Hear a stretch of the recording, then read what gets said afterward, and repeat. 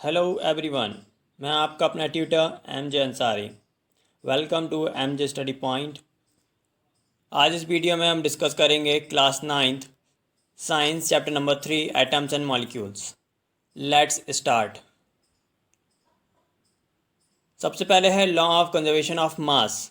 This law was stated by Lavoisier in 1744।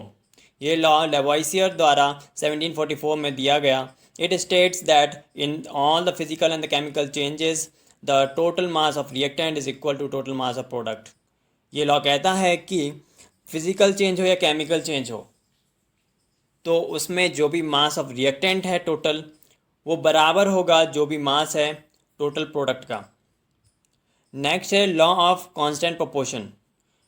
Law of constant proportion, this law was first stated by Proust in 1797। ये law सबसे पहले प्रोस्ट द्वारा दिया गया 1797 में। अकॉर्डिंग टू द लॉ, इस लॉ के according a chemical compound is always found to be made up of same elements combined together in a same proportion by weight. अब ये लॉ कहता है कि कोई भी केमिकल कंपाउंड है वो जिस भी एलिमेंट से बना है वो सेम प्रोपोर्शंस में होंगे। एग्जाम्पल से देखते हैं, एग्जाम्पल से अच्छे से समझ में आएगा। The ratio of hydrogen and oxygen in pure water is always 1:8/8। अभी एग्जाम्पल है कि जो पानी वो किससे बना हुआ है, हाइड्रोजन एंड ऑक्सीजन। तो हाइड्रोजन और ऑक्सीजन का प्रोपोर्शन अगर चेक करेंगे पानी के किसी भी हिस्से में तो वो निकलेगा कि हाइड्रोजन निकलेगा वेट 1 यूनिट एंड ऑक्सीजन का वेट निकलेगा 8 यूनिट। अभी पानी के किसी भी पार्ट को ले लो, ऊपर से ले लो पानी या नीचे से ले लो, बीच में से कहीं से ले लो या किसी भी पार्ट में से कहीं से पानी ले लो, तो उसमें जो हाइड्रोजन का वेट है और जो ऑक्सीजन का वेट है वो 1:8 में निकलेगा। This law is also called law of definite proportion. इस लॉ को डेफिनाइट प्रोपोर्शन का लॉ भी कहा जाता है। नेक्स्ट है Dalton's atomic theory. John Dalton द्वारा एक एटॉमिक थ्योरी दी गई, वो क्या है देखते हैं। Postulate of Dalton atomic theory. अब देखते हैं कि कुछ पॉइंट्स जो डाल्टन ने हमें बताए थे वो क्या हैं। Matter is made up of extremely small individual particles called atom. अभी डाल्टन ने बताया कि जो मैटर है वो सबसे छोटी इंडिविजुअल चीज़ जो है वो है एटम, उससे बनी हुई है मैटर। नेक्स्ट है atoms of same substance are identical in all respects, that is they possess same size, shape, mass, chemical properties etc। कोई एक सब्सटेंस है उसके जितने भी एटम्स हैं सारे के सारे एटम्स आइडेंटिकल होंगे, सेम होंगे, सेम इन साइज होंगे, सेम इन शेप होंगे, सेम इन मास होंगे, सेम इन केमिकल प्रॉपर्टीज होंगे। Atoms of different substance are different in all respects, that is they possess different size, shape, mass etc। अभी अलग अलग substance है तो उनके अलग अलग एटम्स हैं, अलग अलग एटम्स जो हैं वो अलग अलग ही होंगे हर तरह से, कि उनका साइज अलग होगा, उनका शेप अलग होगा, उनका मास अलग होगा। नेक्स्ट पॉइंट है atom is smallest particle that takes part in chemical reaction. Dalton ने बताया कि एटम एक सबसे छोटी वो चीज़ है जो केमिकल रिएक्शन में हिस्सा लेती है। नेक्स्ट पॉइंट है एटम ऑफ डिफरेंट एलिमेंट्स में combine with each other in a fixed simple whole number ratio to form compound atoms. कोई भी एलिमेंट्स हैं अलग अलग, उनको कंबाइन करके अगर कोई कंपाउंड बना रहे हैं तो उनको होल नंबर के रेशियो में लेना होगा, तब एक कंपाउंड एटम बनेगा। Atoms can neither be created nor be destroy, in essence atoms are indestructible. Atoms को ना ही हम खुद से बना सकते हैं और ना ही उनको डिस्ट्रॉय कर सकते हैं, मतलब ये है कि ये कभी ख़त्म नहीं होते हैं। नेक्स्ट है एटम। एटम क्या होता है? It is the smallest particle of an element which can take part in chemical change. Element का सबसे छोटा पार्टिकल जो है उसको बोलते हैं एटम, जो कि केमिकल चेंज में हिस्सा लेता है। It may or may not be capable of independent existence. Next है symbol. The abbreviation used for lengthy names of elements are termed as their symbols. अभी एलिमेंट के नामों को एक शॉर्ट फॉर्म दिया गया है, उस शॉर्ट फॉर्म को बोलते हैं उन एलिमेंट का symbol. The symbol of an element is first letter और the first and another letter of English name और Latin name of the element. अभी किसी एलिमेंट का जो सिंबल है वो हो सकता है उसके ही नाम का पहला लेटर हो या फिर पहले लेटर के साथ कोई और उसी के नाम का कोई लेटर हो. While writing a symbol, the first letter is always capital and the second is always small. अगर कोई किसी एलिमेंट का सिंबल दो लेटर का है तो पहला वाला लेटर हमेशा कैपिटल में लिखा जाएगा जबकि दूसरा वाला लेटर हमेशा स्मॉल लेटर में लिखा जाएगा. नेक्स्ट है molecule. It is the smallest particle of an element or compound that is capable of independent existence and shows all the properties of that substance. ये किसी एलिमेंट का या किसी कंपाउंड का सबसे छोटा पार्टिकल है जो कि इंडिपेंडेंटली एग्जिस्ट करता है और साथ में ही उस सब्सटेंस के, उस एलिमेंट के या उस कंपाउंड के सारी प्रॉपर्टीज़ बता सकता है. The molecules of an element is made up of only one and the same type of atoms while the molecules of compound is made up of dissimilar atoms. अगर अभी कोई एक एलिमेंट है तो उसका मॉलिक्यूल जो है वो एक ही तरह के एटम से बना होगा जबकि जो कंपाउंड है उसका एक मॉलिक्यूल है तो उसका एक मॉलिक्यूल अलग अलग एटम से बना होगा. क्यों? क्योंकि कंपाउंड जो है दो तरह के एलिमेंट या दो से ज़्यादा तरह के एलिमेंट से बनता है तो इसीलिए वो कंपाउंड में अलग अलग तरह के एटम्स होंगे, इसीलिए उसके मॉलिक्यूल में भी अलग अलग तरह के एटम्स होंगे. नेक्स्ट है atomicity. The number of atoms present in a molecule of an element और a compound is known as its atomicity. अभी एक मॉलिक्यूल के अंदर कितने एटम्स हैं किसी एक एलिमेंट में, यानी किसी एक एलिमेंट के एक मॉलिक्यूल के अंदर कितने एटम्स हैं या किसी एक कंपाउंड के एक मॉलिक्यूल के अंदर कितने एटम्स हैं, वो उस एलिमेंट या उस कंपाउंड की एटमिसिटी कहलाती है. Atomicity of oxygen is 2 while the atomicity of ozone is 3. अभी ऑक्सीजन का एक मॉलिक्यूल बनता है O2 से, यानी यहाँ पे कितने एटम्स आ गए? 2 एटम्स आ गए, इसलिए यहाँ पे इसकी एटमिसिटी है 2. जबकि ओजोन जो होता है वो बनता है O3 से, तो यहाँ पर कितने एटम्स आ गए? यहाँ पर आ गए हैं 3, यानी ओजोन का जो एक मॉलिक्यूल है वो O3 होता है और O3 में कितने एटम्स हैं? 3 एटम्स हैं, तो ओजोन का एटमिसिटी क्या हो गई? 3 हो गई. नेक्स्ट है आयन. आयन क्या होता है? It is an electrically charge atom और ग्रुप ऑफ एटम. ये इलेक्ट्रिकली चार्ज एक एटम हो सकता है या फिर ग्रुप ऑफ एटम भी हो सकता है. It is found by loss और gain of electron by an atom. ये एक एटम के द्वारा इलेक्ट्रॉन को लॉस करने पर या फिर इलेक्ट्रॉन को गेन करने पर बनते हैं. आयन्स दो तरह के होते हैं, एक कैटायन, दूसरा एनायन. कैटायन जो है वो पॉजिटिवली चार्ज आयन होते हैं और ये इलेक्ट्रॉन के लूज़ होने की वजह से, यानी एटम अगर इलेक्ट्रॉन लूज़ कर रहा है तो कैटायन बनेगा. एग्जाम्पल है H+ ion, Na+ ion, Ca2+ ion, Al3+ ion, NH4+ ion. Next anion. Anion क्या होता है? एनायन जो होता है वो नेगेटिवली चार्ज्ड आयन होता है.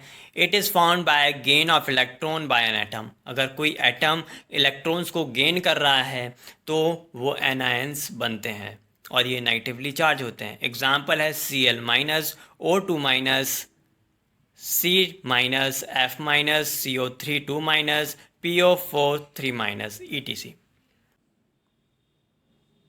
नेक्स्ट है valency. The combining power capacity of an element is known as its valency. अभी किसी एक एलिमेंट की दूसरी एलिमेंट के साथ कंबाइन होने की कैपेसिटी या पावर को वैलेंसी बोलते हैं. जैसे कि यहाँ पर एक एलिमेंट दूसरे एलिमेंट से कंबाइन किया जा रहा है तो वो या तो अपने इलेक्ट्रॉन्स दूसरे वाले एलिमेंट को देगा या फिर दूसरे वाले एलिमेंट के इलेक्ट्रॉन्स लेगा. तो या तो वो दे रहा है या फिर ले रहा है. तो जितने एटम्स उसने लिए या फिर गेन किए, है ना, या फिर लूज़ किए, तो उसको वैलेंसी बोलते हैं. जैसे कि एग्जांपल सोडियम का एटॉमिक नंबर क्या है? 11. तो इसका इलेक्ट्रॉनिक कन्फिग्रेशन क्या है, यानी इसको इलेक्ट्रॉनिकली रिप्रेजेंट करेंगे तो पहले वाले सेल में 2 इलेक्ट्रॉन आएंगे, सेकंड सेल में 8 इलेक्ट्रॉन आएंगे और तीसरी वाली सेल में 1 इलेक्ट्रॉन आएगा. तो अभी स्टेबल होने के लिए स्टेबल होने के लिए आखिरी वाले सेल में या तो 2 इलेक्ट्रॉन होना चाहिए या फिर 8 इलेक्ट्रॉन होना चाहिए। तो अभी इसके आखिर वाले में 1 इलेक्ट्रॉन है, तो 1 इलेक्ट्रॉन ये छोड़ देगा और इसके पास में बचेगा सेकंड वाला सेल जिसमें 8 इलेक्ट्रॉन्स हैं। तो इसकी वैलेंसी हो गई 1। नेक्स्ट है वैलेंसी। द कंबाइनिंग पावर और capacity of element is known as valency. अभी किसी एक एलिमेंट की दूसरे एलिमेंट के साथ कंबाइन होने की जो पावर है या कैपेसिटी है उसको हम बोलते हैं वैलेंसी। अगर दूसरी तरह से इसको समझें तो अगर कोई एक एलिमेंट है, उसके जो एटम्स हैं वो स्टेबल होने के लिए इलेक्ट्रॉन्स को या तो गेन करेंगे या फिर लूज़ करेंगे, तो कितने कितने इलेक्ट्रॉन्स उन्होंने लूज़ किए या गेन किए उसको बोलते हैं उनकी वैलेंसी। जैसे कि एग्जांपल है सोडियम। सोडियम का एटॉमिक नंबर होता है 11।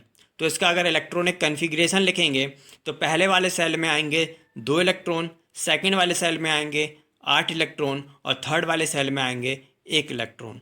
तो इसको स्टेबल होने के लिए ये आखिरी वाली सेल में इसके पास या तो 2 होने चाहिए थे इलेक्ट्रॉन्स या फिर 8 होने चाहिए थे।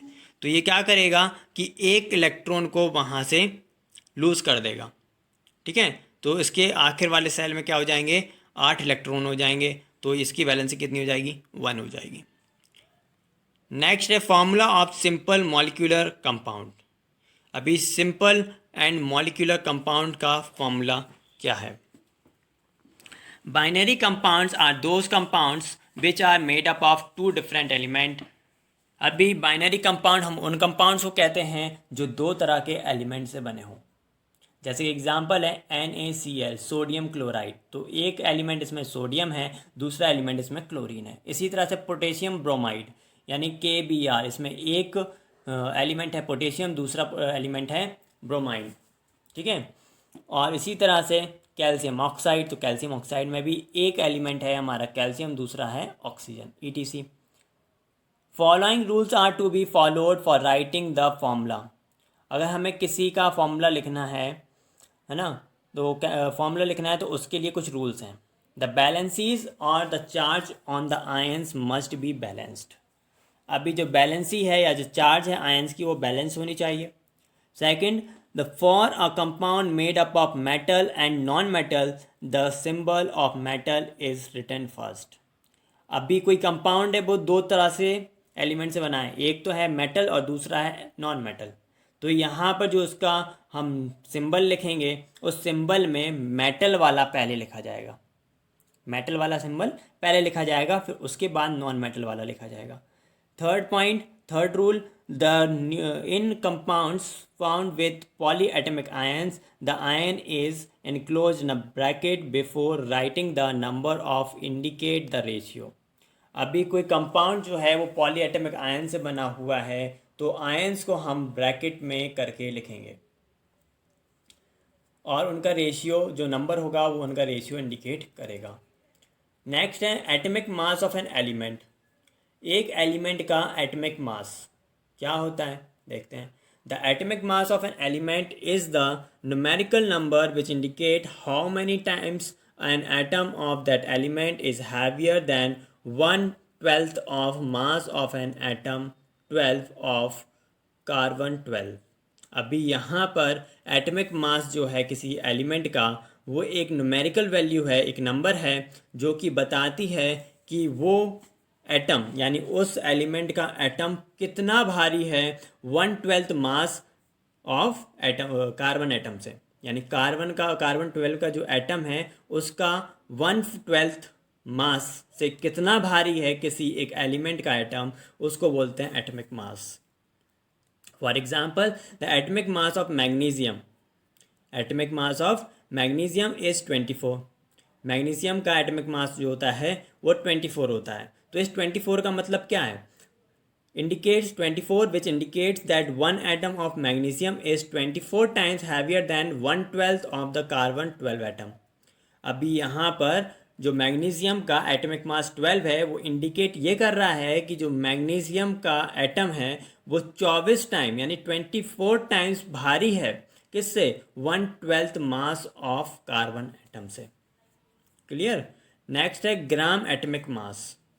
ग्राम एटॉमिक मास देखते हैं क्या होता है। The atomic mass of an element express in gram is known as gram atomic mass. जब एटॉमिक मास को हम ग्राम्स में रिप्रेजेंट करते हैं किसी एलिमेंट को, तो वो मास कहलाता है उसका ग्राम एटॉमिक मास, और यही ग्राम एटॉमिक मास को हम ग्राम एटॉमिक वेट भी कहते हैं। नेक्स्ट है molecular mass. The number of times a molecules of a compound is heavier than 1/12 of the mass of C12 atom is known as molecular mass। अभी एक मॉलिक्यूल, किसी compound का एक molecule carbon atom के 1/12 मास से कितना भारी है उसको कहते हैं molecular mass. Molecular mass is equal to the sum of atomic masses of all the atoms present in one molecule of the substance. अगर हम बोलें किसी एक कंपाउंड का मॉलिक्यूलर मास क्या होगा, तो उसमें जितने भी एलिमेंट हैं उस कंपाउंड में, उन सब एलिमेंट का एटॉमिक मास का सम, उन सब के एलिमेंट के जो मॉलिक्यूलर मास है हमारा किसी कंपाउंड का, वो बराबर होता है कि उस कंपाउंड में कितने एलिमेंट हैं, उन एलिमेंट का एटॉमिक मास अपना अपना कितना है, उन सब का सम वो होता है किसी एक कंपाउंड के मॉलिक्यूलर मास के बराबर। For example H2। H2 contains 2 atoms of hydrogen, so molecular mass of H2 is 2 multiplied by 1 equal to 2। अभी यहाँ पर जो एटॉमिक मास है हाइड्रोजन का वो 1 होता है, और यहाँ पे हाइड्रोजन 2 हैं, यानी मॉलिक्यूल जो हैं वो एटम जो है मॉलिक्यूल्स में कितने हैं, 2 हैं, तो इसलिए मॉलिक्यूलर मास जो है हाइड्रोजन का वो 2 × 1 इक्वल टू 2 हो जाएगा। नेक्स्ट है formula unit mass. Formula unit mass of a substance is the sum of the atomic masses of all the atoms present in the formula of the respective compound। अभी कोई compound है, उसके पास में कई elements होंगे, उन elements के अलग अलग एटम्स होंगे, तो उन एटम्स का एटॉमिक मास का सम कहलाता है उस सब्सटेंस का या उस कंपाउंड का फॉर्मूला यूनिट मास। तो एग्जाम्पल के लिए कंपाउंड ले लेते हैं सोडियम क्लोराइड। सोडियम क्लोराइड के पास एक एटम है सोडियम का और एक एटम है क्लोरीन का। तो इन दोनों एटम का, यानी सोडियम के एटम का मास प्लस क्लोरीन के एटम का मास मिला करके बनेगा formula unit mass of sodium chloride. तो सोडियम का मास होता है 23 और क्लोरीन का मास होता है 35। तो 35 + 23 करते हैं तो निकल कर आता है 58.5 AMU। तो ये होगा सोडियम क्लोराइड का formula unit mass. Molecular mass and mole concept. Mole is the unit of substance. अभी मॉलिक्यूलर मास या फिर मोल कॉन्सेप्ट समझना है तो मोल क्या होता है। मोल जो है किसी सब्सटेंस की यूनिट है, ठीक है। It is collection of 6.023 × 10⁻23 particles, यानी एक मोल में इतने पार्टिकल्स होते हैं। The mass of 1 mole particle is equals to its mass in gram. एक मोल पार्टिकल्स हैं तो उनका जो मास है वो बराबर होगा कि उनका मास ग्राम में कितना है।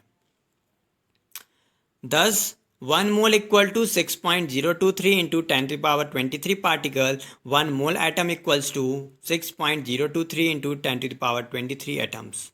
इसीलिए जो एटम्स का मोल है, यानी 1 मोल एटम्स की बात करेंगे तो उसमें 6.023 × 10⁻23 एटम्स हैं। एक मोल एटम में इतने एटम्स हैं, और अगर एक मोल में अगर बोलें, सीधा सीधा बोलें कि एक मोल क्या है, तो एक मोल में 6.023 × 10⁻23 पार्टिकल्स हैं।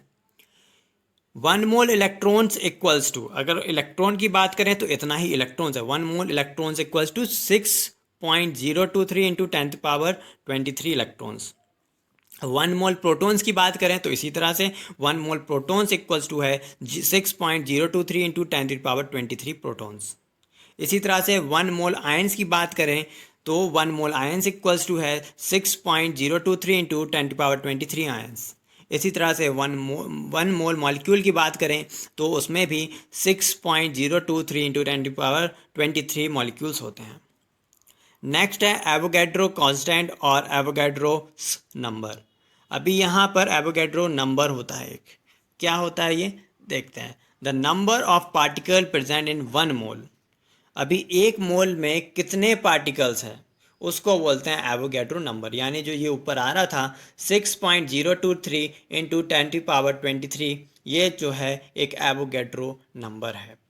यानी 1 मोल इक्वल्स टू 6.023 × 10⁻23 पार्टिकल्स, और यही बराबर होता है mass of 1 mole particle in अ ग्राम, जो कि इक्वल टू होता है 22.4 litre of a gas at NTP। Clear है?